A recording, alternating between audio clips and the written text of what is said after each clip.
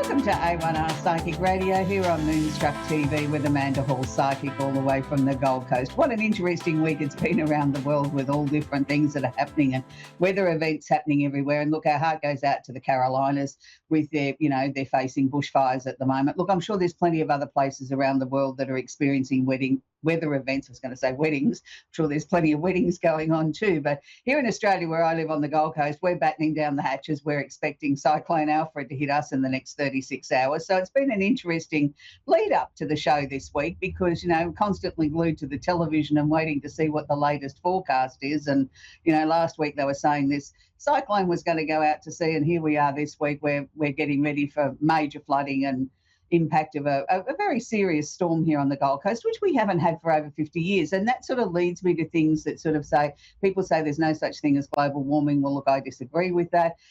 Things are changing. Things are changing very rapidly. And, we're getting more and more weather events around the world. We've got to start to take notice of it. We've got to start to sort of look at becoming more green. And I'm pleased to say that our network is totally 100% green. And, it's really important. We've all got to do our little bit for the planet. Anyway, that's enough of my soapbox today. Let's get on with the tarot card of the week. And it's the Simply Tarot card of the week, which is the Three of Cups. Now, look, this is a really positive card. It's a card of celebrations and bright happenings. So let's hope that we're going to be celebrating the end to a lot of the traumas and things like that that are going on around the world. I'm being very selfish here when I say that I want this for everyone, not just for me and not just for the immediate people that watch the show, but for everybody. Everybody could do with a little bit of a celebration at the moment, can't they? Wouldn't it be nice to see the end of the war in Ukraine and things like that, and, people get back to living their lives and not having any pressure and stress and worrying about where their next meal's coming from, and just ending poverty in the world and sort of things like that would be really nice. That would be a great celebration. But for all of us mere mortals on a personal front, it could very well be the turning point. There could be something that you might be able to celebrate in this coming week. And it doesn't have to be a major thing. It can be a small thing. It can be, managing to sort of go for a longer walk than what you've ever been able to do. That's a real celebration. Celebrations don't always have to mean birthdays and anniversaries and things that we're splashing out on and spending a lot of money. It can be a celebration of something that's happening in your life that is a major celebration to you because you've been able to achieve something that you haven't been able to achieve before. And that's the way I like to look at this card. Look at it, small celebrations are big celebrations for us all. So it's an interesting week astrologically. There's been a little bit of a shift with not so much emphasis in Pisces this week. It's still there, but not as intense as it was last week. So we've still got the sun in Pisces. So happy birthday to all the Pisceans. And look, I have many Piscean friends and family and clients and people that sort of message me and say, I'm a darling little Pisces. Look, I think they really do get bad press. They are one of my favourite signs out of the 12 signs because they are so knowledgeable, and people call them the dustbin of the zodiac. I don't look at it that way. I look at it that they have the ability to encompass the power of all the previous 11 signs. They can cherry pick the things that they like and don't like and bring it back and make it their own. And that's why I think it makes them so unique and so special. And I'm really seeing quite a divide with Pisceans at the moment.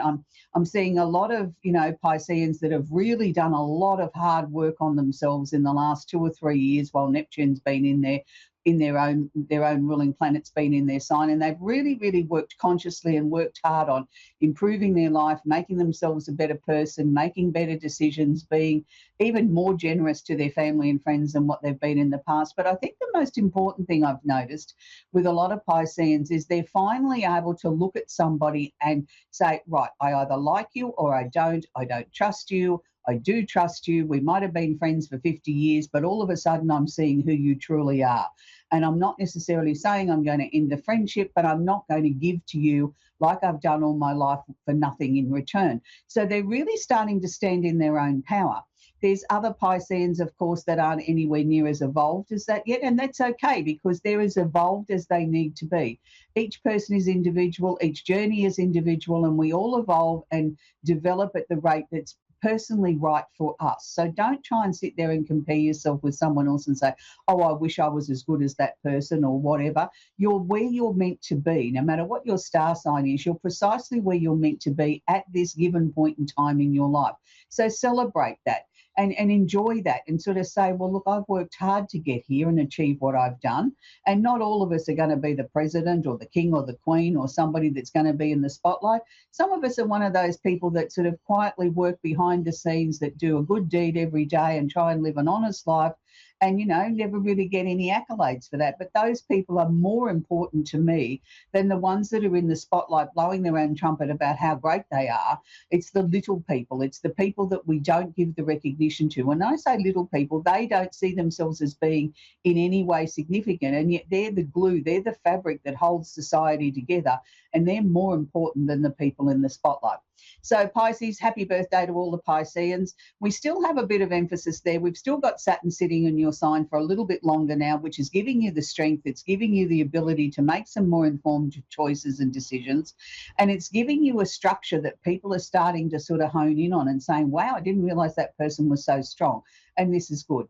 Neptune's going to be in your sign for a little bit longer now. Neptune is your own ruling planet, has been there for some time now. So this is really sort of shaking things up and sort of bringing a lot of creativity and bringing you wisdom that you're now imparting and sharing with others, and not in a dictatorial fashion. It's like, well, here's my take on it. You take it or leave it. It's up to you. You've got to work out what's right for you. So with all the Pisces energy that I've been talking about, that will also be affecting predominantly the other water signs, which is Cancer, Scorpio, and the opposite sign of Virgo.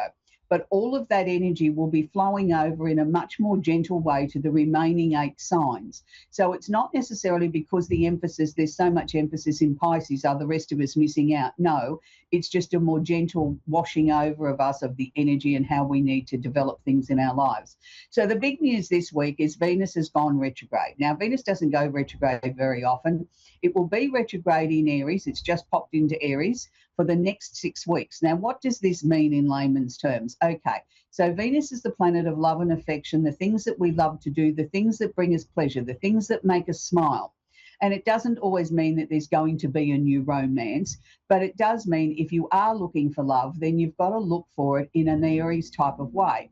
Now, the Aries energy is about me first. Have I told you about me first? And wanting to get everybody motivated. And sometimes Aries get a bad rap too, because they are seemingly so self-absorbed about me first, me first, me first, and did I tell you about me first?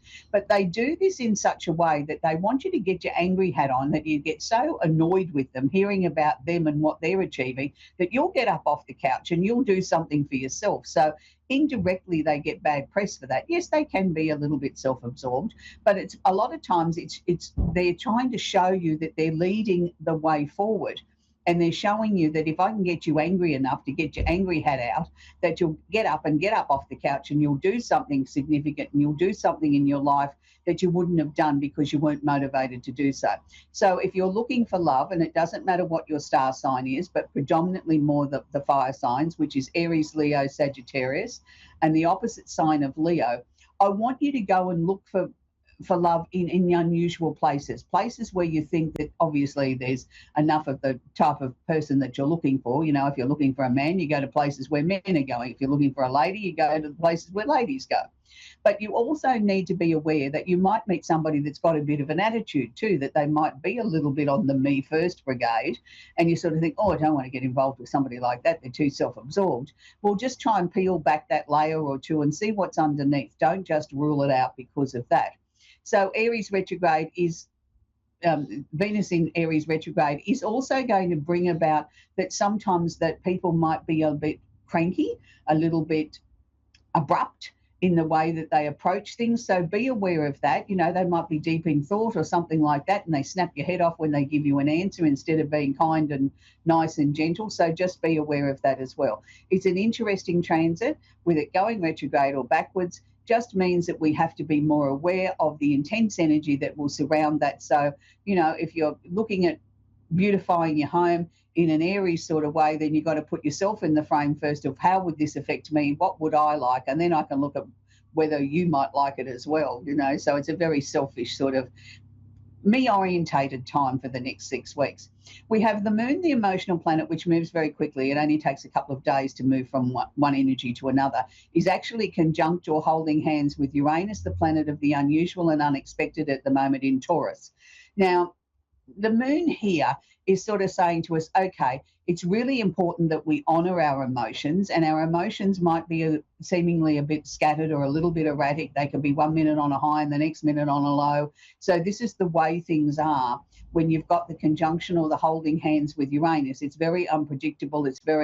We're not sure of how it's going to react. 1 minute you're happy, the next minute you could be in a screaming match with someone and you wonder how you got there. But the major overall thing is that we're trying to bring about some sort of stability. So, even though everything is feeling very erratic, we're still looking to sort of stabilise this in some way or get some answers out of this, that even if there is an emotional outburst and you end up in a bit of an argument, hopefully it'll clear the air and we get a direction moving forward. And that's the really important part for this, with what's happening here with the moon conjunct Uranus in Taurus. So that will be affecting the earth signs, which is Taurus, Virgo and Capricorn, and the opposite sign of Scorpio. So be aware of that. It will wash over to the rest of us, but not quite as intense as it is for those earth sign people and the Scorpio. So just be very aware of that. Finally, we're going to wrap it up. We've got another two we're going to talk about before we wrap up the astrology. Is Jupiter is still sitting in Gemini, and it is conjunct the part of fortune. Now, Jupiter is the planet of expansion, opportunity and luck. Now, what this means is it's affecting the air signs, which is Gemini, Libra and Aquarius, and the opposite sign of Sagittarius. Now, the part of fortune doesn't mean you're going to go out and meet the leprechaun and get the pot of gold at the end of the rainbow. That would be nice. But it's just showing you the way forward. It's showing you that there is opportunities out there if you really look for them. If you really put your best foot forward and you do a really good job at work, people are starting to take notice.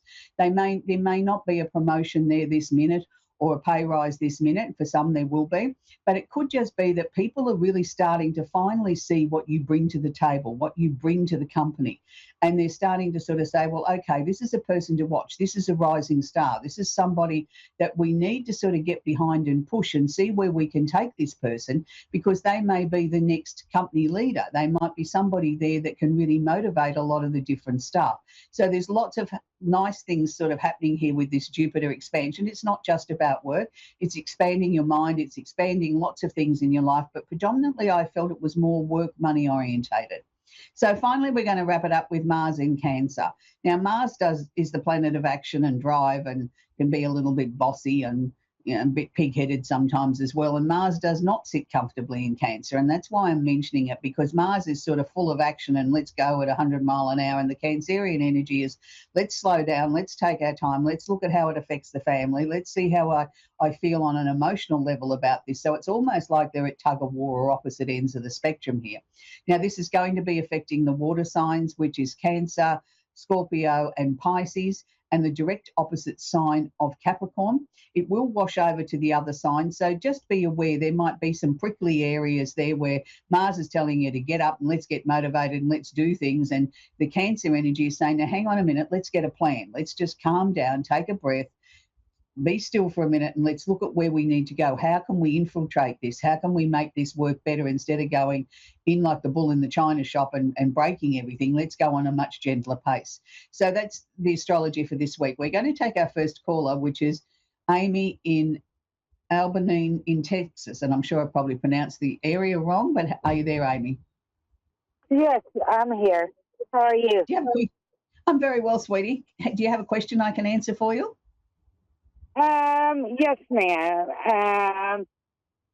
I was wondering, like, if I am pregnant, if the baby is going to be okay. Okay. Pregnancy is one of those questions that we're not allowed to answer by different governing laws. Yeah, but what I can tell you on an energetic level, follow your instincts. If you feel that you're pregnant and you feel that everything's going okay, then lean into that. We all have our own natural ability where we know something's right or something's wrong. And, sometimes when we are pregnant, we get mixed emotions or we get mixed signals, because that's all the hormones and everything sort of changing to get us ready to become a mum, that sometimes we can have some negative responses. And what my suggestion is, if that comes into your mind, just sort of say, please go away. I'm having a good day and I don't believe that's happening. I mean, if there's something seriously wrong, if, you feel physically something's wrong, then obviously, yes, you go to a medical practitioner, a doctor, a hospital or something and get checked out.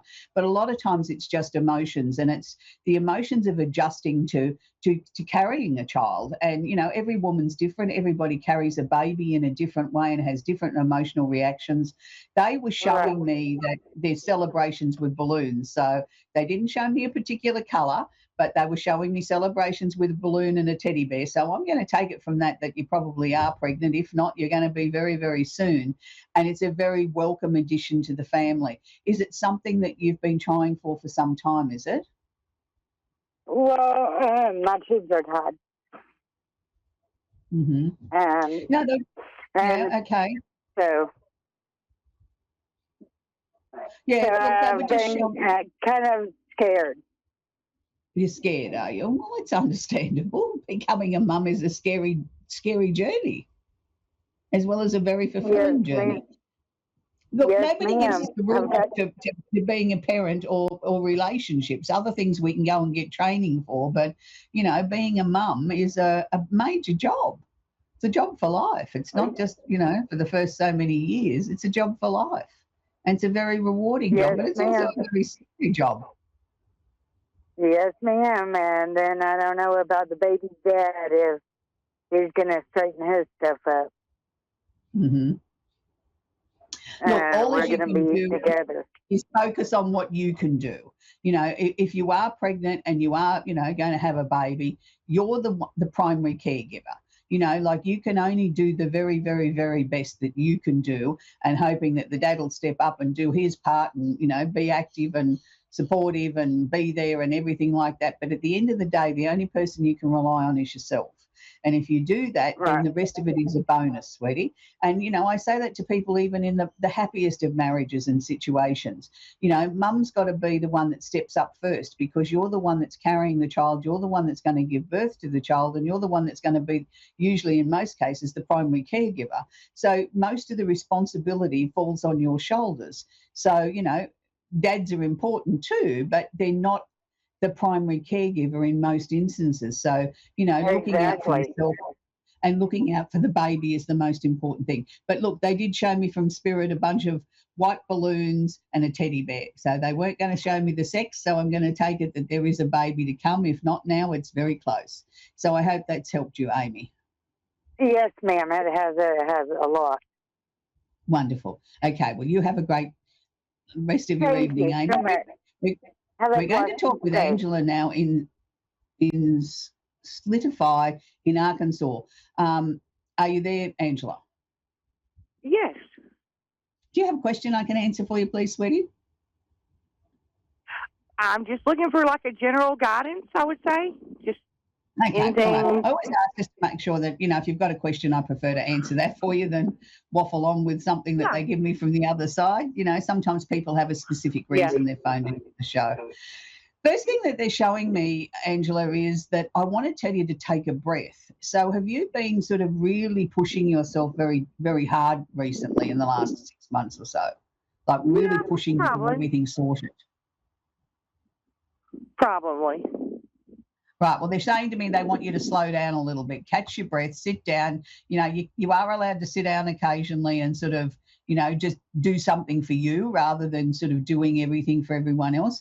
They're also showing me by the end of March, it's sort of like as if life's going to, not so much a 180, but it's going to change course. So have you been working towards making something different or bringing something different into your life that seems to have been really a hard slog to get it to go in that direction?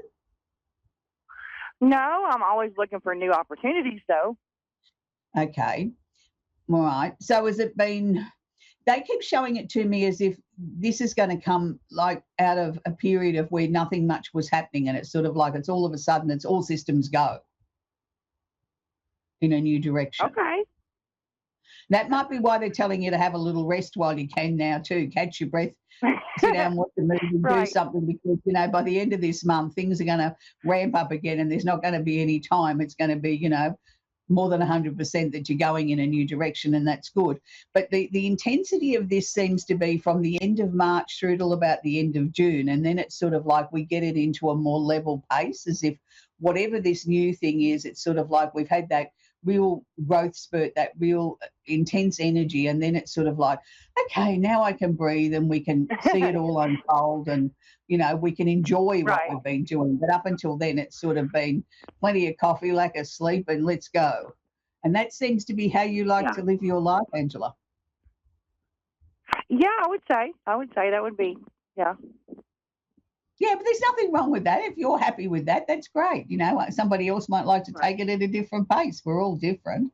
I'm with you. I like everything to sort of like, let's grab the coffee and let's go. What are we waiting for? I know. Life's to be I know. lived. Don't waste no time. Absolutely, because you get more done that way. And then when you do take a little breather, you don't feel guilty then, because you give yourself a half an hour off, and then Yeah. we go again on the next project. And that's great. But look, That's I think this year is going to be a year where, dreams can come true. There'll be opportunities that will literally come out of nowhere, Angela. So it's sort of like, if you feel like you're standing there twiddling your thumbs and waiting for the next thing, even though you've still got things going on, just enjoy that little bit of a reprieve, because it won't be very long and you'll be back into, grab the coffee and let's go again. And that's good. That we're also showing me a question mark around whether or not you're going to move house. Is that something you've been toying with? Whether I'm going to do what now? Move house. They were showing me around August, September, there was a question mark around where you're living and whether or not it's time to move. I just moved. Right. Are you settled there? I mean, I wouldn't say this is where I'll be for the rest of my life. I mean, I don't think No. that way. No, it's just not like my forever home. No. No. Okay. I just want to make you aware around August, September, don't be surprised if you get itchy feet again or you start thinking about things. It's not necessarily saying to me you have to move then. It's saying to me the winds will change, you're blowing through then. Ideas are coming, even if they're 3 years down the track, but the ideas are starting to flow. Yeah. And it's like, Yeah. oh, that sounds good. That looks good. You know what I mean? And it's like, okay, that's okay. But I think we've got other things that are probably more pressing. But, you're such an ideal person that things come and go very quickly. And it's sort of like you could have a plan that's 3 years ahead, and that's okay. But it's, you're letting it come in when it comes in, and you say, okay, like I've acknowledged that, I'll put that to one side. Now I'll get back to the task at hand, and that's okay. But you're never going to be a person that really ever sits still or ever retires, Angela. You're always going to have something on the go, and that's who you are. You're happy with that. Yes. Yes. Yeah, and it doesn't matter even if you were, limited mobility when you get ancient, that you'll still be going at a very frenetic pace, even for, your body's ability and your age and everything else. You're just not going to retire. You're one of those people that to retire would mean I've ended, that's the end of my life. I've got to have something to do. Right. And there's nothing wrong with that. And other people like to retire to a certain age and go and travel the world. Everybody's different. And I think as long as you honour what it is that's important to you, then I think that's the spark that keeps us going. I mean, yes, unfortunately, the body wears out and as we get older and things don't function the way that we'd like them to. But, inside you can still be very young in the mind and still achieve things that you see that are important. So, and that's a really good thing, because to me, you're setting a great example for the people that are around you, Angela, that nothing is impossible. That, if you really do follow your dreams and put the effort in, anything is possible. Like we all have the right to make some adjustments or some changes along the way, but you're always looking for that next thing that's going to make you excited. I like to term it as the next Mount Everest you're going to climb. You get to the top and you say, well, that's great. What's next? I've made this. Yep.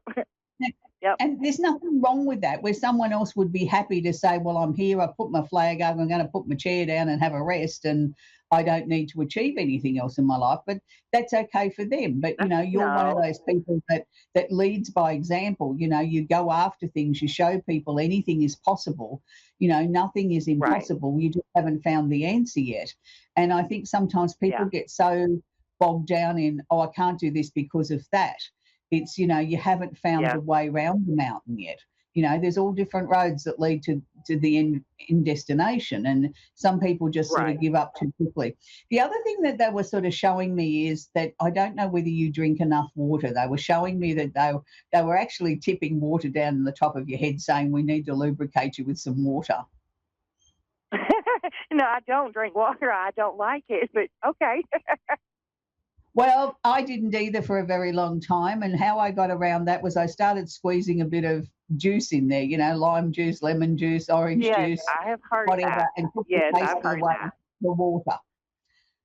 That was important. Eventually, it took me a long time, a lot of years, I might say, before I could drink real water by itself. I know, But right?